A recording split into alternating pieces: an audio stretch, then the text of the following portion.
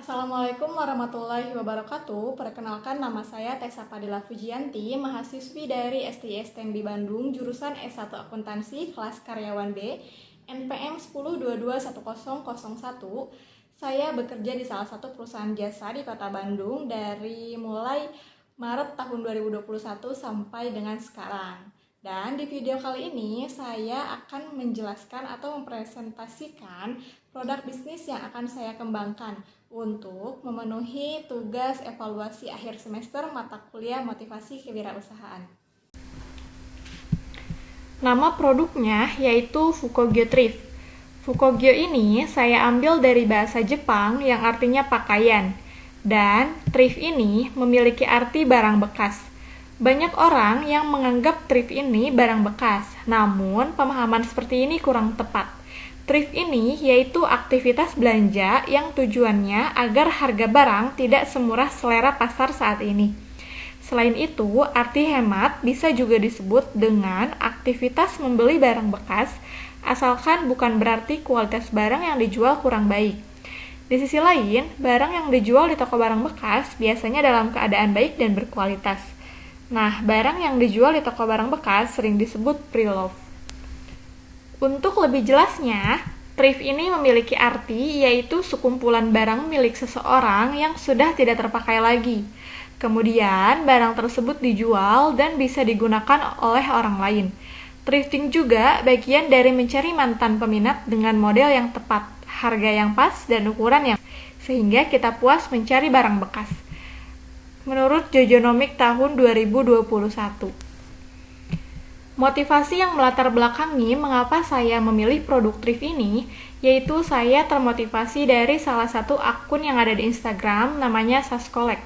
Saskolek ini menjual produk barang thrift dari mulai 10.000 sampai 50.000.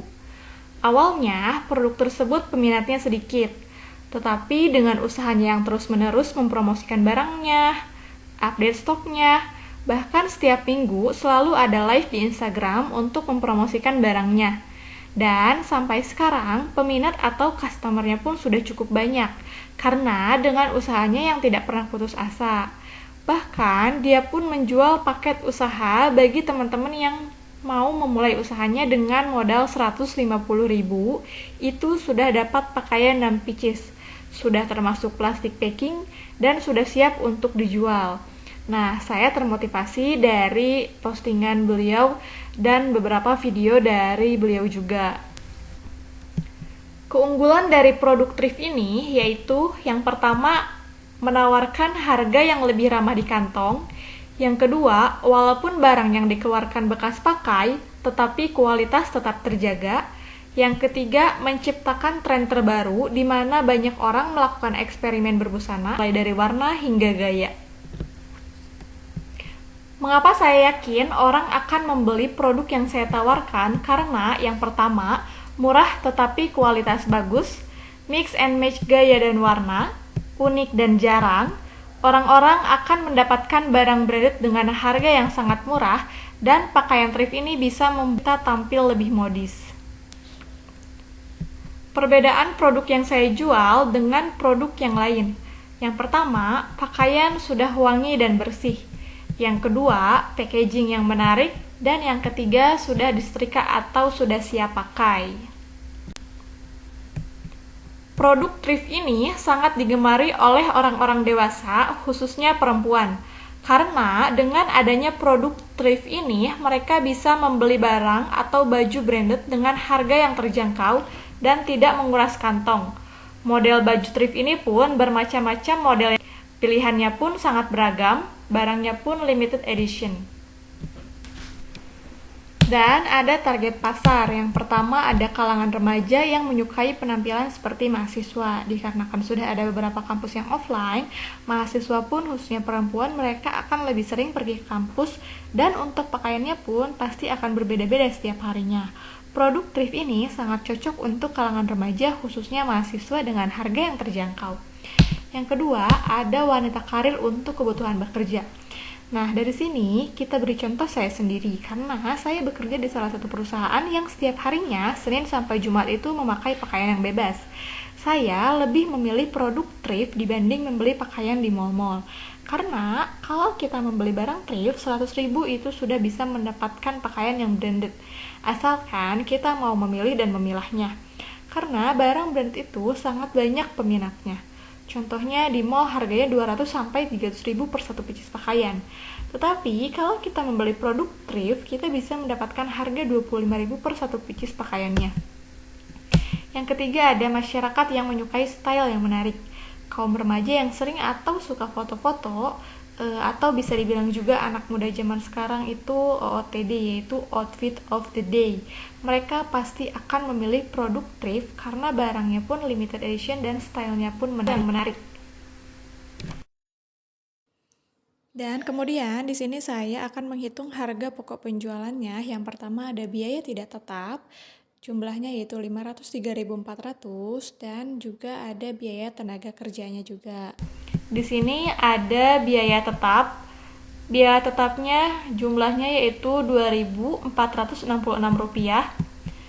Dan di sini juga ada total biaya. Total biaya tidak tetap 503.400, biaya tenaga kerjanya 15.000, biaya tetapnya Rp1.233, dan total keseluruhan HPP-nya yaitu Rp519.633. Di sini total barang jadinya yaitu ada 20 paket, biaya per paketnya menjadi Rp25.982, itu untuk harga pokok penjualannya. Dan di sini juga ada contoh paket box, ada box packagingnya. Kemudian di sini juga ada thank you card-nya. Dan di sini juga ada wrapping paper. Kemudian ada kertas serut dan ada stiker customnya. Kemudian ada tali raminya juga. Dan di sini ada kertas serutnya itu penyimpanannya seperti ini.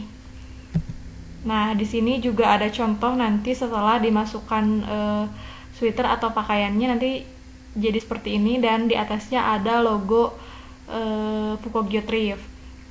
Saya akan jual per satu paketnya itu yaitu Rp35.000 per paket.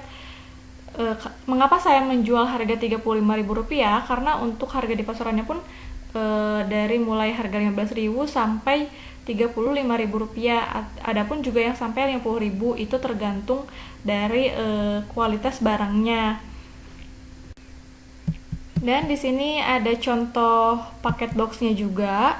Nah, di sini gambar lebih jelasnya ada logo dari Fukogyo Thrift-nya juga. Nah, untuk paket box ini itu bisa request.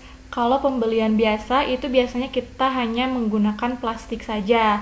Nah, kalau untuk acara kado atau ulang tahun atau memang request itu bisa memakai paket box ini, dan harganya pun memang berbeda dengan memakai plastik biasa.